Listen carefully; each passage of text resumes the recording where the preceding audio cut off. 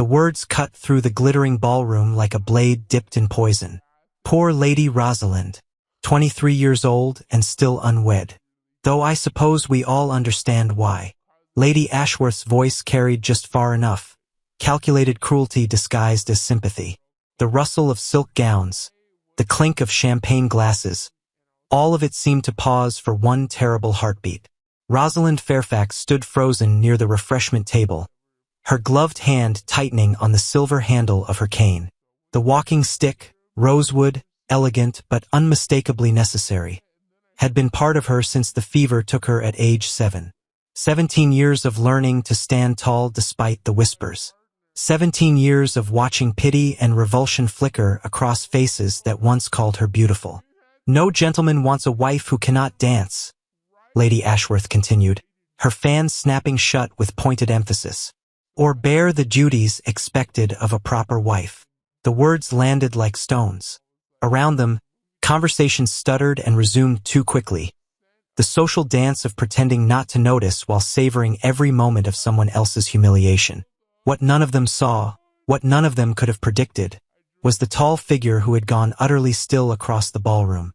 Adrian Thornwell, the Duke of Blackmir, holder of one of the oldest titles in England, stood with a glass of untouched brandy and eyes that had suddenly turned to winter ice. He had been watching Rosalind Fairfax all evening, and now he had heard enough. Rosalind had not always been the object of pity. Once, when she was 6 years old and the Earl of Kenton's only daughter, she had run through the gardens of Fairhaven House with wild abandon, her laughter bright as bells, her future secure in the way only a beloved child's can be. Her mother, the gentle Countess, had called her "my little bird," and her father had promised her she would marry for love, not duty. Then came the fever. It swept through the countryside that autumn like divine judgment, taking servants and nobles alike. Rosalind survived, barely, but the illness left its mark. Her right leg, once strong and sure, became weak, the muscles damaged in ways no physician could fully explain or repair. She would walk again, they said, but never run, never dance, never move through the world without assistance. Her mother wept for weeks. Her father aged 10 years in a single season. And Rosalind, at 7 years old, learned what it meant to be different, to be less. The pitying glances began immediately. Former playmates were pulled away by nervous mothers. Invitations to children's gatherings dwindled, then stopped entirely. When she was finally well enough to return to society at 16, properly launched into the marriage market with a respectable dowry and an earl's daughter's pedigree, she discovered that beauty and breeding meant nothing when measured against a pronounced limp and the need for a walking stick. 5 seasons. 5 years of standing at the edges of ballrooms, watching other girls whirl past in the arms of eligible gentlemen. 5 years of polite rejections wrapped in the language of concern for her health, her comfort, her delicate constitution. I would not wish to tax you, Lady Rosalind. Surely you would prefer to rest rather than dance. My dear, I fear I am too clumsy a partner for someone who requires such careful consideration. Each rejection had taught her to fortify herself, to transform hurt into something harder. She became known for her sharp wit, her extensive reading, her charitable work with London's less fortunate. She learned to smile when matrons whispered. She learned to hold her head high when younger, less accomplished girls received offers she would never see. She learned to be alone. At 23, Rosalind had made her peace with spinsterhood. Her father's estate would pass to a distant cousin upon his death, but he had settled a comfortable independence upon her. She would have her books, her charities, her freedom from the marriage market's humiliations. She had not expected Adrian Thornwell to notice her existence. Adrian Thornwell had inherited his dukedom at 18 when his father died in a hunting accident, leaving behind a title, 6 estates, a fortune that could have funded a small war, and a son who had been trained from birth to value duty above all else. For 14 years, Adrian had been exactly what duty required. Impeccable, controlled, cold. He attended Parliament with religious consistency. He managed his estates with ruthless efficiency. He maintained social obligations without ever revealing a hint of genuine feeling. He had loved once, or thought he had, when he was 22. Caroline Westbrook, a baron's daughter with golden hair and a laugh that sounded like music. He had courted her with the stiff formality his position required, had believed her affection genuine, and had allowed himself to imagine a future where duty and desire aligned.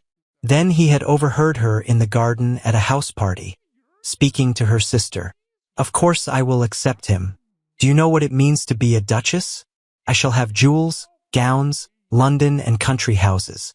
I can tolerate his boring conversation and his tedious sense of duty for all that." "But do you love him?" Caroline's laugh had been light, dismissive. "Love? Darling, I love what he can give me. That's all the love a duke requires." Adrian had walked away from that garden and from Caroline Westbrook. He had never proposed. She had married a wealthy merchant the following season, and Adrian had locked whatever remained of his heart behind walls of ice and iron. For 10 years, he had avoided even the appearance of romantic entanglement. He fulfilled his social obligations with mechanical precision. He danced when required exactly twice per ball, never more. He conversed politely but never warmly.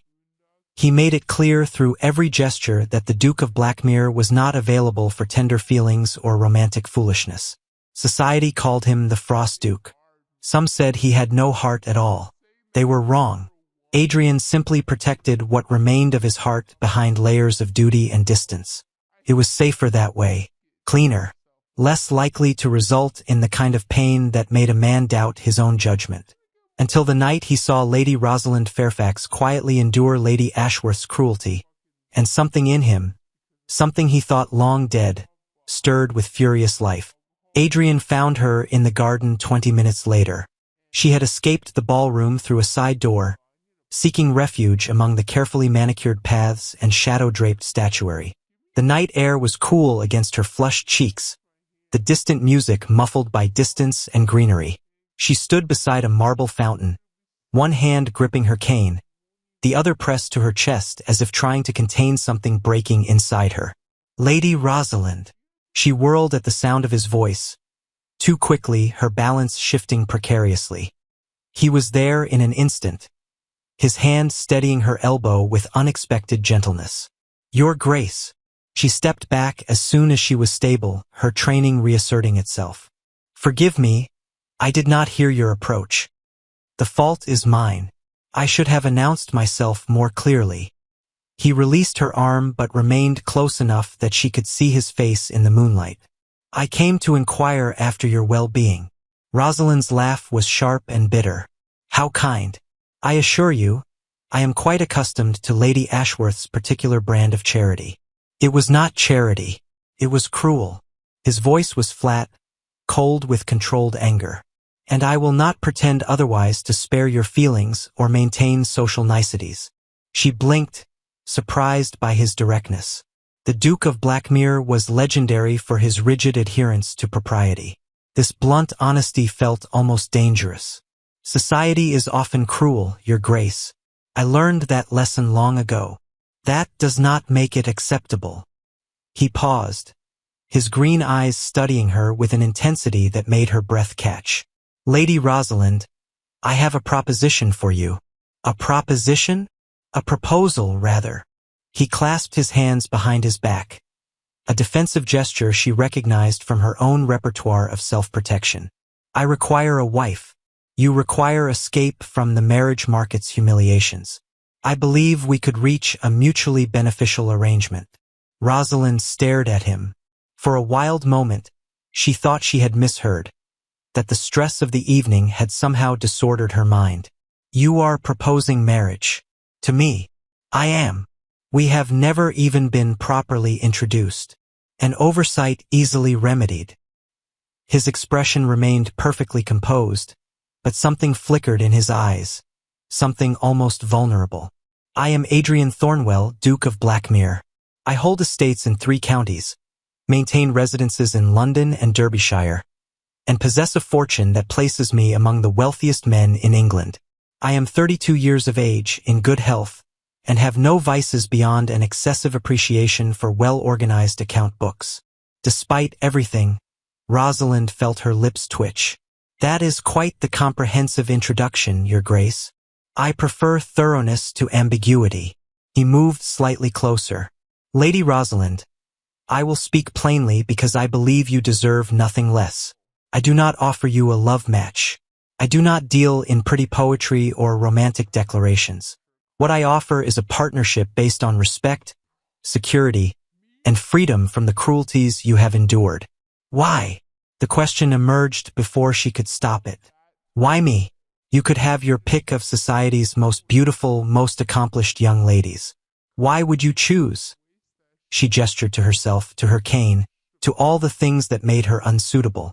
Because you are intelligent, Adrian said immediately. Because you have survived years of casual cruelty with your dignity intact. Because you do not simper or flatter or pretend to be something you are not. He paused. And because when I watched you stand in that ballroom tonight, facing Lady Ashworth's venom without flinching, I saw strength that most of London's glittering ornaments will never possess. Rosalind felt something crack in her chest, the hard shell she had built around herself. That is either the kindest thing anyone has ever said to me, or the most calculated flattery I have encountered. It is true. His voice softened fractionally. I am not a warm man, Lady Rosalind. I will not pretend otherwise. But I am honest, and I would treat you with the respect and consideration you have been denied. You would be the Duchess of Blackmir. No one would dare mock you again. You would have freedom, security, and my protection. And what would you gain? He hesitated, the first real crack in his composure. A wife who would not expect things I cannot give. A partner who understands that some arrangements are better built on practical foundations than romantic illusions. There was pain there buried deep. Rosalind recognized it because she carried her own. I need time to consider, she said quietly. Of course, I will call upon your father tomorrow to request permission to court you properly. If, after 2 weeks, you find the arrangement agreeable, we can announce our engagement. He stepped back, restoring proper distance between them. I will not pressure you, Lady Rosalind. This must be your choice, freely made. And if I refuse? Something flickered across his face. Disappointment, perhaps, though it was gone too quickly to name. Then I will respect your decision and trouble you no further. He bowed formally and turned to leave. Your Grace. He stopped, looking back. Thank you, Rosalind said softly, for what you said, for seeing me as something other than a burden or an object of pity. Adrian's expression softened almost imperceptibly. You are neither, Lady Rosalind. You are remarkable. I hope you come to believe that. Then he was gone, leaving her alone with the fountain's gentle whisper and a heart that, for the first time in years, dared to feel something other than resignation. Adrian Thornwell was nothing like the suitors who had approached Rosalind before.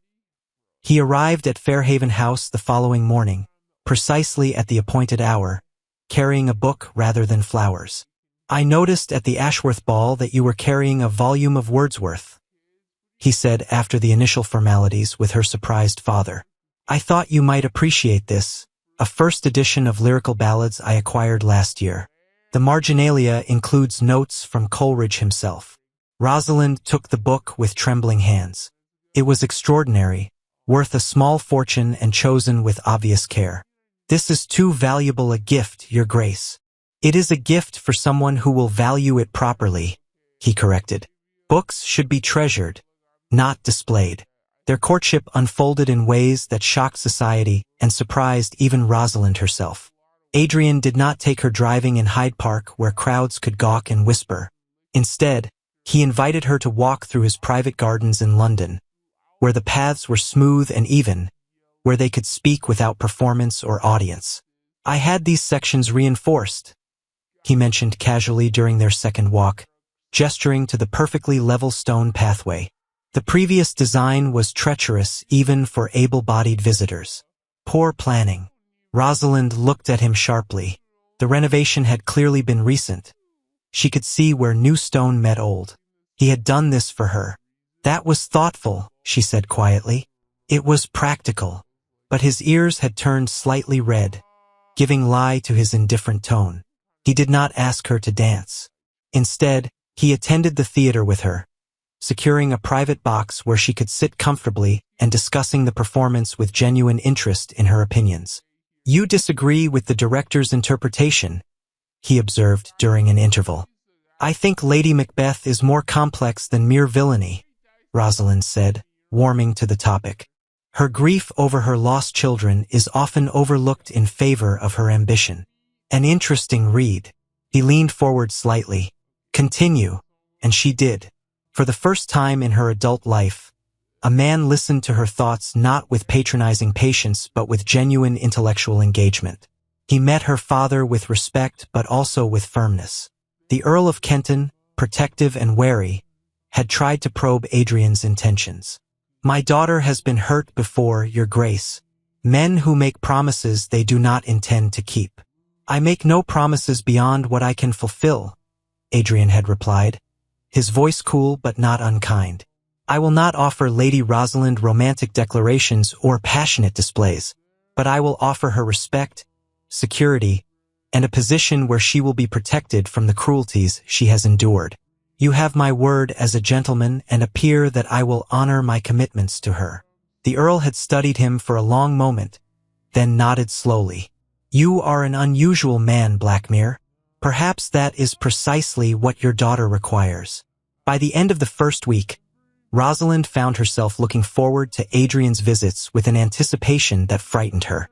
She had armored herself against hope, and now this cold, controlled Duke was threatening to dismantle her defenses with quiet gestures and honest conversation. The turning point came on a rainy Thursday afternoon. Adrian had arrived for tea, but instead of the usual drawing room formality, Rosalind's father had been called away on estate business. The proprieties required a chaperone, but her mother, seeing something in Adrian's steady presence, made herself scarce after precisely 10 minutes, trusting in the Duke's legendary correctness. They were alone. Rosalind poured tea with practiced grace, but her hands shook slightly. Adrian noticed, he noticed everything but said nothing. "I received a letter from my steward this morning," he said, accepting his cup. "There is a matter requiring my attention at Blackmir Hall. I must leave London for several days." Disappointment crashed through her, sharp and unexpected. "Of course, your estates must take precedence. I would like you to accompany me." Her hand froze halfway to her own teacup. "I beg your pardon?" "With appropriate chaperonage, naturally. Your mother, your lady's maid, whomever you deem necessary." He set down his cup with careful precision. "I want you to see Blackmir Hall before you make your final decision. It will be your home should you accept my proposal. You should understand what that means. That is highly irregular. I am proposing marriage, Lady Rosalind. A certain degree of irregularity seems inevitable." His lips curved in what might almost have been a smile. "Besides, I suspect you are tired of being conventional.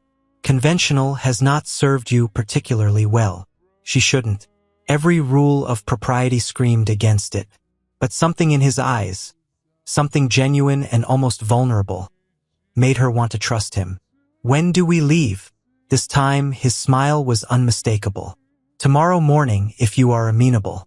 The journey is 6 hours by comfortable carriage." Blackmir Hall rose from the Derbyshire countryside like something from a dream. All golden stone and Gothic towers, surrounded by grounds that stretched to the horizon. But what struck Rosalind was not its grandeur but its warmth. Unlike the cold perfection of many aristocratic estates, Blackmir felt lived in, loved, alive. "It's beautiful," she breathed as the carriage rolled up the drive. "It's home," Adrian said simply, and for the first time since she had met him, his expression was completely unguarded. The staff had lined up to greet them, a duchess in waiting, even one not yet officially engaged, merited full ceremony. But Adrian cut through the formality with characteristic directness. "Lady Rosalind will be touring the house and grounds over the next few days. Please ensure she has everything she requires and answer any questions she may have about the running of the household." He looked at his housekeeper, Mrs. Thornby, a capable woman in her 50s. "I want her to see Blackmir as it truly is, not as we present it for guests." "Understood." Mrs. Thornby's eyes gleamed with approval. "Perfectly, Your Grace." The tour began that afternoon. Adrian showed her everything. The library that spanned 2 floors, the music room with instruments that were actually played rather than displayed, the conservatory where exotic plants thrived under glass, the estate office where he managed his holdings with meticulous care. But it was in the village that Rosalind truly began to understand him. They visited tenants, and she watched Adrian speak with farmers and craftsmen with genuine respect. He knew their names, their children's names, the specific challenges each family faced. He listened more than he spoke. When a farmer mentioned difficulty with flooding in his lower fields, Adrian immediately made notes and promised engineering consultation. "You care about them," Rosalind said as they walked back toward the main house, her mother trailing at a discreet distance. "They are not merely sources of income. They are people entrusted to my care." He glanced at her. "A title carries responsibilities, Lady Rosalind. I take mine seriously. I can see that." She paused on the path, turning to face him. "Why are you showing me this? You could have presented Blackmir's grandeur and let me be dazzled." "Because grandeur is not a partnership." His green eyes held hers. "If you marry me, this will be your responsibility as well. You should know what that means, not the balls and the jewels and the empty pageantry, but the real work of caring for lands and people. I wanted you to see whether that life appeals to you. And if it doesn't, then you should refuse me. Better honesty now than resentment later." The raw vulnerability in his voice undid her. This powerful, controlled man was offering her truth where others had offered only flattery. "I want to see more," she said softly. "I want to understand."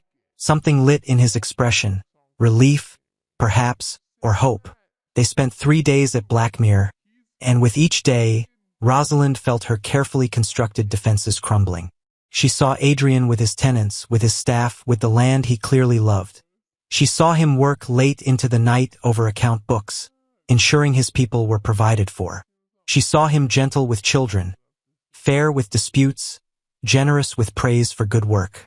She also saw the loneliness that shadowed him in unguarded moments. The way he stood at windows looking out over his lands as if they were a kingdom where he ruled but did not belong. The careful distance he maintained from genuine connection. They were both so lonely, she realized. Both are so careful. Both are so afraid. On their last evening at Blackmir, they walked through the gardens at twilight. Her mother had retired early with a convenient headache, trusting the Duke's honor and her daughter's judgment. "Thank you for bringing me here," Rosalind said as they paused beside a reflecting pool where swans glided in elegant silence. "I understand now why you love it." "Do you?" Adrian's voice was quiet. "Or do you simply understand why I hide here?" She looked at him sharply. In the fading light, his features were softer, more vulnerable than she had ever seen them. "I am not good at this," he continued, his gaze fixed on the swans. "At feelings, at connection. I have spent years building walls because it seemed safer than risking pain again." He drew a breath. "But you, Lady Rosalind, you make me want to remember how to be more than duty and distance." Her heart was pounding. "Adrian, I know I promised you a practical arrangement, and I will honor that if it is what you require. But I find I must be honest with you." He turned to face her fully. "I brought you here not merely to show you Blackmir, but because I wanted to see you in the place I love most. Because in these 3 days, watching you speak with tenants and laugh with children and walk through my home as if you belonged there." He stopped, his jaw tightening. "You fit, Rosalind. You fit in ways I did not expect and cannot fully articulate." She felt tears prickling her eyes. "You said you did not deal in romantic declarations. I am trying very hard not to frighten you with the depth of what I am beginning to feel." His hand lifted, hesitated, then gently touched her cheek. "But neither can I lie to you. This may have begun as a practical arrangement, but it is becoming something more. At least for me. Adrian." Her voice broke on his name. "I am terrified. So am I." He smiled sadly. "But perhaps we can be terrified together." She leaned into his touch, her eyes closing. For the first time in years, she allowed herself to feel, to hope, to want, to believe that perhaps she deserved something beautiful. When his lips met hers, gentle and questioning. She answered with everything she had been too afraid to acknowledge. The kiss was not passionate or desperate. It was honest, a promise tentatively offered and cautiously accepted.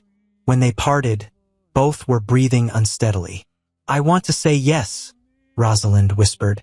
"I want you, but I am so afraid of being hurt again." "Then let me prove I will not hurt you." Adrian's thumb brushed her cheekbone. "Let me show you, day by day, that what I offer is real. That is all I ask. Then you shall have it." He kissed her forehead gently. "Every day, Rosalind. I will prove it every day." The engagement announcement appeared in the Times exactly 1 week after their return to London. The Duke of Blackmir is pleased to announce his engagement to Lady Rosalind Fairfax, daughter of the Earl of Kenton. The wedding will take place at St. George's, Hanover Square, in 4 weeks' time. Society exploded with gossip. The Frost Duke was marrying? And to Lady Rosalind, the crippled Earl's daughter whom no one wanted? It was impossible, inexplicable. There had to be an explanation beyond the obvious. The whispers began immediately. He must need her dowry. His estates must be failing. Perhaps he made some bargain with Kenton. Political alliance of some sort. Blackmir is known for charitable works. This must be another of his philanthropic gestures. A pity marriage. Rosalind heard them all. She had known the gossip would come, had steeled herself against it. But knowing and experiencing were different things entirely. Adrian seemed oblivious or perhaps deliberately indifferent to the speculation. He continued their courtship with the same steady attention, calling daily, escorting her to select events, treating her with consistent respect and growing affection. But the poison was spreading. 3 weeks before the wedding, Rosalind attended a tea party at Lady Carleton's townhouse. It was meant to be celebratory, a gathering of ladies to toast the bride-to-be and offer advice and good wishes. Lady Ashworth was there. "How wonderful for you, Lady Rosalind," she said, her voice dripping with false sweetness, "to secure such an advantageous match despite your circumstances. The Duke must be truly charitable to overlook so much." "I believe His Grace sees value where others see only limitation," Rosalind replied evenly. "Oh, certainly. Though one does wonder." Lady Ashworth sipped her tea delicately. "What exactly does the Duke gain from this arrangement? Blackmir is wealthy beyond measure. He hardly needs your dowry, and you cannot provide him with the social connections other matches might offer. Perhaps he values intelligence and character over social climbing," another lady suggested pointedly. "Perhaps." Lady Ashworth's smile turned sharp. "Or perhaps the poor man simply cannot find a wife willing to tolerate his cold nature. And you, my dear Lady Rosalind, are desperate enough to accept any offer, even one motivated by pity." The room went silent. Rosalind felt the words like physical blows. Not because they were new, she had heard variations on this theme for weeks, but because they articulated her deepest fear. The fear she tried to bury, tried to ignore, tried to pray away in the dark hours of night. What if it was a pity? What if Adrian's growing affection was simply duty dressed in kindness? What if she was fooling herself, seeing love where there was only obligation? She stood with as much grace as she could manage. "Thank you for the tea, Lady Carleton. I find I am unwell. Please excuse me." She fled before anyone could see the tears. Adrian found her an hour later in her father's library, where she had hidden herself away behind locked doors and drawn curtains. "Rosalind." His voice was gentle, concerned. "Your mother told me you returned from Lady Carleton's in distress. Please, let me in."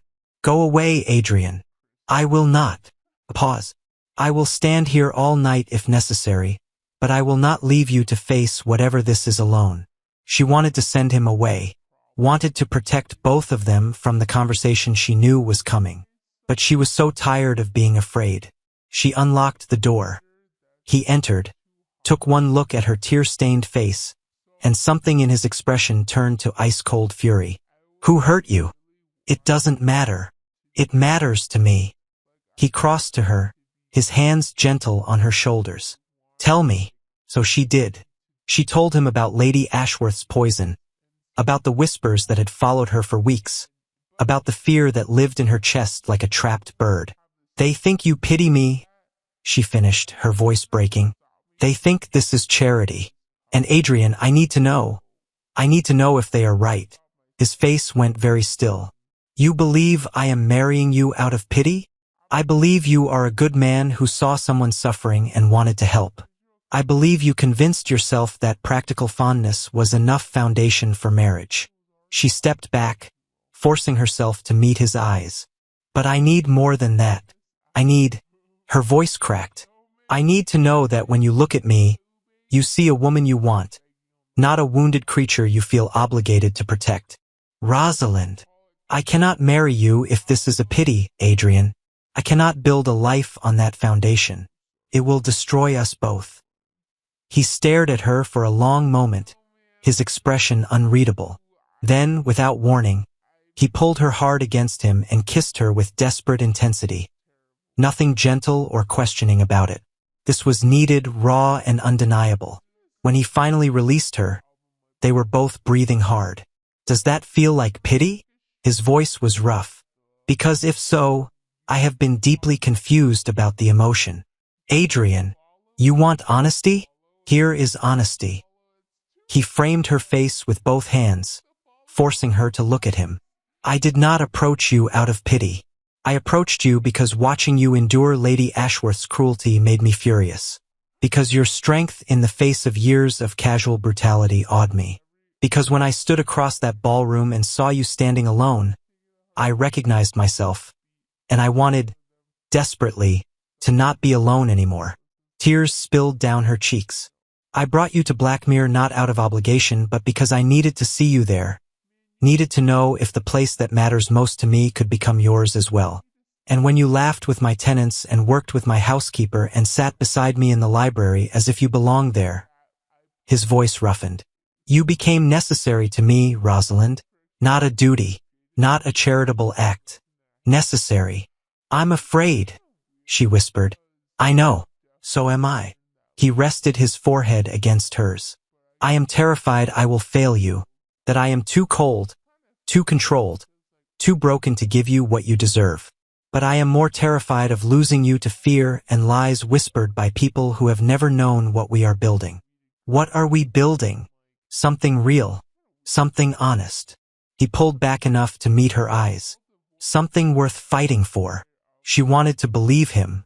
God, how she wanted to believe. But the fear was still there, sharp and insistent. "I need time," she said softly. "I need to think." His expression tightened, but he nodded. "How much time?" "I don't know. The wedding is in 3 weeks, Rosalind." "I know." He stepped back, and she felt the loss of his warmth like the winter wind. "Then I will give you time. But know this, I am not withdrawing my offer. I am not running. I will wait as long as necessary for you to believe what I already know." "And what do you know?" His smile was sad and infinitely tender. "That you are the only woman I will ever want to marry. That you are worth waiting for. That I love you, even if I am terrible at showing it in ways society recognizes." He said it. He finally said it. "I love you too," she sobbed. "That's why I'm so afraid." "Then let your love be stronger than your fear." He kissed her forehead gently. "I will be waiting, Rosalind, however long it takes." 2 weeks before the wedding, Lady Ashworth hosted a ball. The invitation had arrived at Fairhaven House with pointed politeness. The Earl had wanted to refuse. Rosalind had not left the house since her confrontation with Adrian, had cancelled all social engagements, had barely eaten or slept. But Rosalind, reading the invitation with its subtle mockery, had felt something shift inside her. She was tired of hiding, tired of letting fear and cruelty dictate her choices, tired of being the victim of other people's judgment. "I want to attend," she told her father. "Rosalind, that woman has been vicious to you." "Yes, and I am done allowing her viciousness to have power over me." She lifted her chin with determination that reminded the Earl of his daughter before the fever. Bright and bold and unafraid. "I will attend, and I will ask Adrian to escort me." Adrian arrived at Fairhaven House within an hour of receiving her note. She met him in the drawing room, her mother discreetly absent. "You sent it to me." His eyes searched her face hungrily. 2 weeks apart had worn on both of them. "I want you to escort me to Lady Ashworth's ball tomorrow night." His eyebrows rose. "The woman who has been spreading poison about you?" "The same." "Why would you subject yourself to that?" "Because I am tired of hiding." She crossed to him, her cane tapping softly on polished wood. "Because you are right, what we are building is worth fighting for. And I am done letting fear win." Something fierce and proud lit his expression. "Then I would be honored to escort you, my lady." "There is something else." She drew a breath. "I want to marry you, Adrian. Not in 3 weeks, but sooner. I want to marry you before this ball." "Rosalind." "I have spent 2 weeks thinking, and here is what I know. I love you. I trust you. And I want to walk into that ballroom not as your fiancée, but as your wife. I want the world to see that you chose me, that I chose you, and that our choice was real." Adrian's hands trembled as he reached for her. "Are you certain?" "I have never been more certain of anything." He kissed her then, deep and claiming, and when they parted, his eyes were bright with emotion. "Then let us marry tomorrow morning, by special license with only our families present." "And then we attend the ball?" His smile was almost feral. "And then we show London exactly what they have underestimated." They married at dawn in the private chapel at Fairhaven House. Rosalind wore a gown of ivory silk, simple but elegant, with pearls her mother had worn at her own wedding. Adrian wore black formal dress, his cravat precise, but his eyes never leaving his bride's face. When the vicar asked if he took this woman as his wife, Adrian's voice rang clear and certain. "I do, now and always." And when Rosalind spoke her vows, she meant every word. "I take you, Adrian Thornwell, as my husband, in joy and in sorrow, in strength and in weakness, as my partner and my love." The kiss that sealed their marriage was witnessed only by family. Tender and true and theirs alone. But that night, all of London would witness what came next. Lady Ashworth's ballroom glittered with candlelight and malice. The cream of society had gathered, drawn by the promise of spectacle. Everyone knew Lady Rosalind Fairfax had gone into seclusion. Everyone knew the engagement to the Duke of Blackmir was in question. Everyone expected a scandal. Lady Ashworth held court near the center of the room. Her latest victim, a young lady who had made the mistake of wearing an unfashionable gown. "Poor dear," Lady Ashworth said loudly enough to carry. "Some people simply do not have the taste to navigate society. One must be born to it, I suppose." Laughter rippled through her circle of admirers. Then the majordomo's voice cut through the chatter like a blade. "His Grace, the Duke of Blackmir, and Her Grace, the Duchess of Blackmir." The ballroom went utterly silent. Every head turned. Every conversation stopped. Because walking through the entrance, his hand possessively on her waist, was Adrian Thornwell. And beside him, crowned in pearls and diamonds, stood Rosalind. Not Lady Rosalind, the Duchess of Blackmir.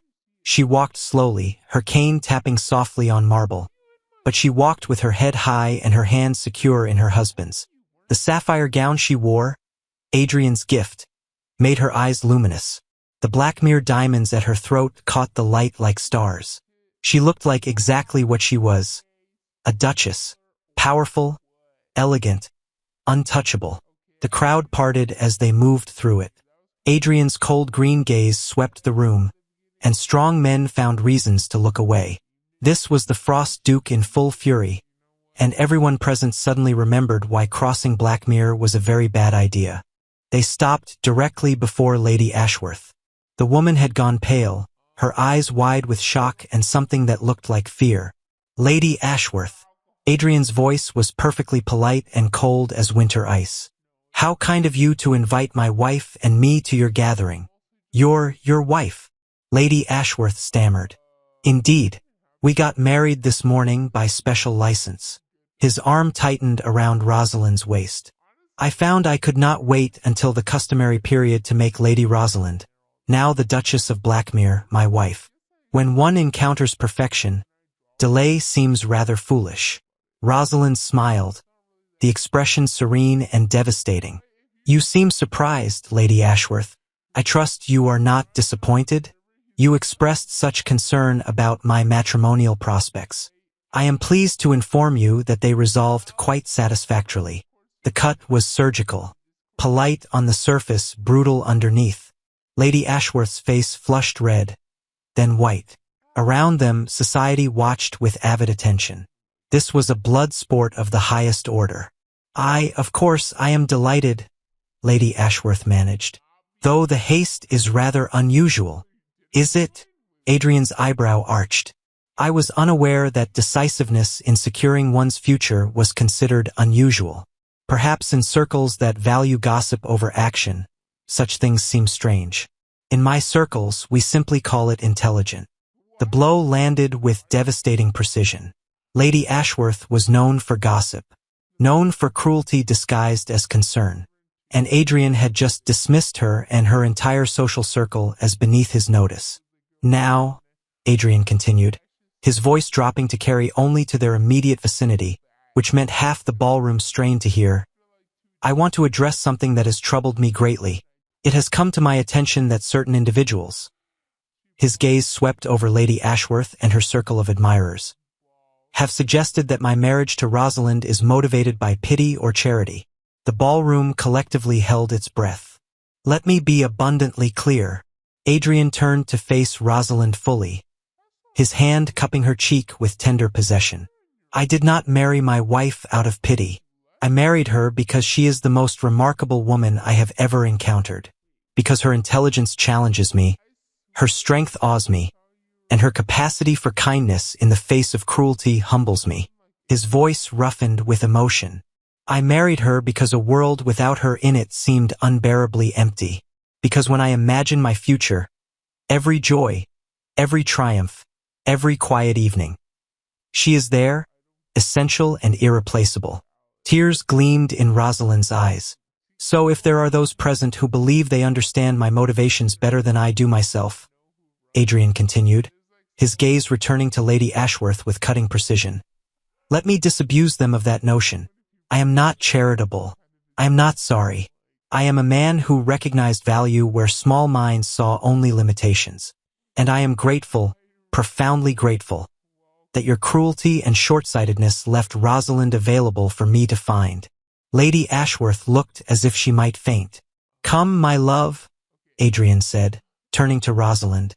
I believe I promised you a waltz. I cannot dance, Rosalind said softly. Then we shall stand together while others dance, and I shall hold you, and that will be infinitely preferable to anything else this evening might offer. He led her to the edge of the ballroom where she could stand comfortably. And there, in full view of society, the powerful Duke of Blackmir stood with his wife in his arms, her head resting against his shoulder, while music swirled around them. They did not dance. They simply held each other. And somehow that was more romantic, more powerful, more devastating to every cruel whisper than any waltz could have been. Around them, society watched and recalculated. The Duchess of Blackmir was now one of the highest-ranking women in England. To cross her was to cross Blackmir. And no one with any sense crossed Blackmir. Lady Ashworth's social power, built on cruelty and whispers, crumbled in a single evening. Within the week, invitations to her gatherings would decline. Within the month, her circle of admirers would disperse. Within the year, she would be irrelevant. But Rosalind barely noticed. She was too focused on the man holding her, on the life they were building together, on the love that had grown from the most unlikely soil. Thank you, she whispered against Adrian's chest. For what? For seeing me, for choosing me, for proving that love can be stronger than fear. His arms tightened around her. Thank you for giving me the chance to try, for believing I could be more than ice and duty. You were always more, she said. You just needed someone to show you. As did you. He kissed her forehead gently. Shall we leave this spectacle and return home, Duchess? Yes, please. As they walked out of Lady Ashworth's ballroom together, Rosalind felt lighter than she had in years. The whispers would continue, they always did. But they had lost their power. She was loved. She was chosen.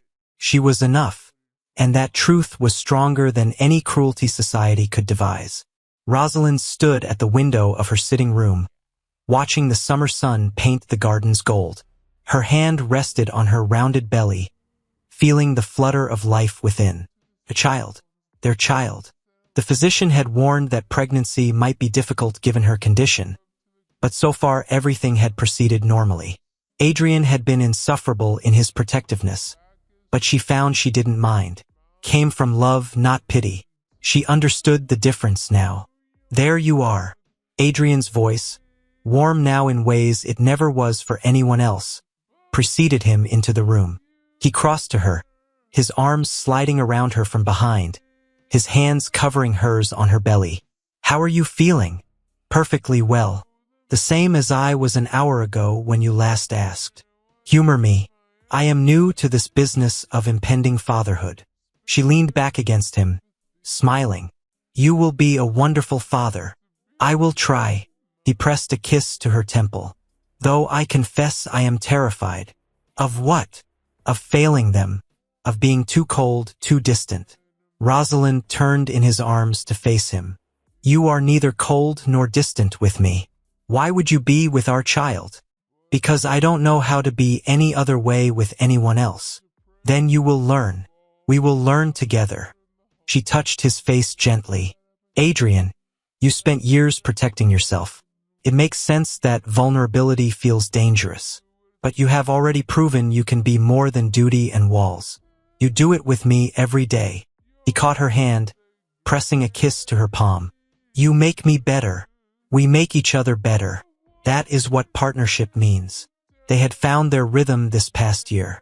Adrian still worked long hours on estate business, but now Rosalind worked beside him, her insights into tenant welfare and charitable distribution proving invaluable. They had established a school for estate children, improved housing for workers, and implemented fair wage policies that set standards for the region. And at night, they came together, not out of duty, but out of genuine desire and deepening love. We received another letter from Lady Castlereagh, Adrian said, settling into the chair by the window and pulling Rosalind onto his lap. Carefully, always so carefully with her. She wants to know when we will return to London for the season. What did you tell her? That the Duchess of Blackmir will return to London when she chooses, and not a moment before. Rosalind laughed. You cannot keep me isolated in the country forever, Adrian. I can try. But he smiled. Truthfully, I told her we would come in autumn, after the baby arrives and you are recovered. That seemed reasonable. Very reasonable. She traced the line of his jaw. Though I confess I am in no hurry to face society again. They wouldn't dare trouble you now. He was right. The past year had seen a complete reversal of Rosalind's social position. The Duchess of Blackmir was respected, even feared. Her charitable work had earned genuine admiration, and Adrian's obvious devotion had silenced even the most determined gossips. Lady Ashworth had retired to her country estate, her reputation in tatters. Most of her former circle had defected, seeking favor with the Blackmirs instead. I saw the strangest thing yesterday, Rosalind said thoughtfully. A letter from Lord Hartley. Adrian's expression darkened.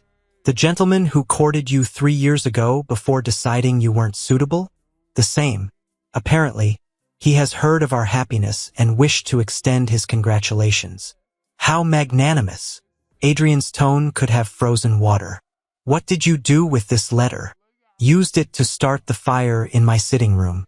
It seemed the most appropriate response. His laugh surprised and delighted me. My vicious Duchess. I learned from the best. She kissed him softly. Adrian, I don't need apologies from men who couldn't see my value. I have you. I have this life. I have everything I never dared dream of. As do I. His hand settled over hers on her belly. A wife I adore, a child on the way, and a future that feels real rather than merely dutiful. No regrets. Only that I didn't find you sooner. He tilted her chin up. Though perhaps we both needed time to become people who could appreciate what we have. A lovely philosophical observation, Your Grace. I am occasionally capable of philosophy. His expression turned serious. Rosalind, I need you to know something. What is it? This year with you has been the happiest of my life. Not despite your limitations, but because of who you are in your entirety. The strength, the vulnerability, the courage it takes to move through the world when the world has not been kind. You have taught me that perfection is not the absence of struggle, but the choice to keep going regardless. Tears pricked her eyes. Adrian, I love you, he continued, his voice rough with emotion. Not carefully, not reasonably, not with any of the control I thought necessary. I love you wholly and desperately, and with every part of myself I thought too damaged to feel this deeply. I love you too, she whispered. So much it terrifies me sometimes. Then we shall be terrified together, as we always are. They sat together as afternoon faded to evening, talking of their plans, their hopes, their dreams for the child growing between them. And when night fell, they retired to their shared chambers. No more separate rooms, no more careful distance, and found comfort and joy in each other's arms. The nursery at Blackmir Hall rang with children's laughter. Rosalind stood in the doorway, watching as Adrian played on the floor with their 3 children. Catherine, now 4 years old with her mother's gray eyes and her father's dark hair. Thomas, 2, already showing signs of his father's serious temperament, and baby Eleanor, just 6 months old and utterly adored by her older siblings. Papa, you are not a very frightening dragon, Catherine informed Adrian solemnly as he made exaggerated roaring sounds. I am a terrifying dragon, Adrian protested, tickling her until she shrieked with giggles. The most fearsome dragon in all of England. No, you are a nice dragon, Thomas said matter-of-factly. Nice dragons don't scare little girls. Your children have destroyed my reputation, Adrian said, looking up at Rosalind with mock despair. I used to be the Frost Duke. Now I am a nice dragon. A terrible fall indeed, Rosalind agreed, unable to keep the smile from her face. He stood, scooping up baby Eleanor with practiced ease, and crossed to kiss Rosalind's cheek. Dinner is nearly ready. Shall I have the nursemaid take the children? Soon. I want to watch them a bit longer. They stood together, his free arm around her waist, watching their children play. Catherine was already trying to teach Thomas his letters, her patience surprising in one so young. Thomas listened with intense concentration, determined to please his adored older sister. Do you remember? Rosalind said softly. When we thought this would be a practical arrangement, I remember thinking I was very clever to secure such a beneficial partnership. And what do you think now? Adrian turned her to face him, his expression tender. I think I was an absolute fool who stumbled into the greatest blessing of his life by pure chance.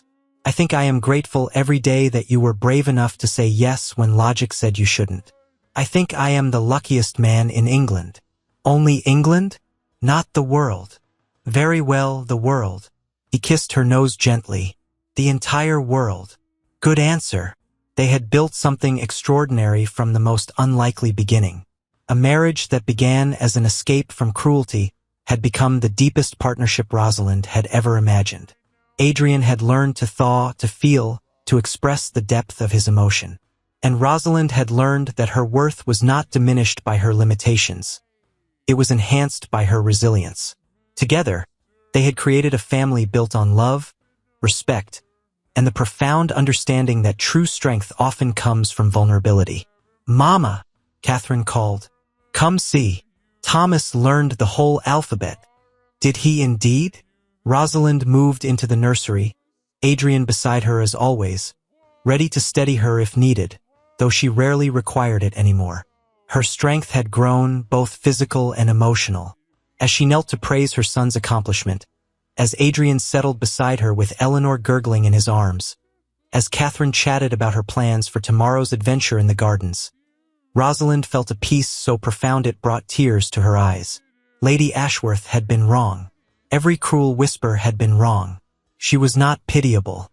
She was not less. She was exactly enough for herself, for her children, and for the remarkable man who had looked past society's judgments and seen her true value. "What are you thinking?" Adrian murmured, catching her expression. "That I am grateful." "For what?" "For everything." She leaned against him, her hand finding his. "For cruelty that led to kindness. For fear that gave way to courage. For a practical arrangement that became the love story I never dared imagine." His arms tightened around her and their baby daughter. "As am I, my love. As am I." And in the warm nursery at Blackmir Hall, surrounded by their children and their love, the Duke and Duchess of Blackmir found the happiness that society said was impossible. They proved, as they had proven so many times before, that what society believed mattered far less than what two people were willing to build together. They proved that love sees past limitations to recognize worth. They proved that the most powerful force in the world is not cruelty or judgment, but the courage to choose love despite fear. And they lived, as all the best love stories promise, happily ever after.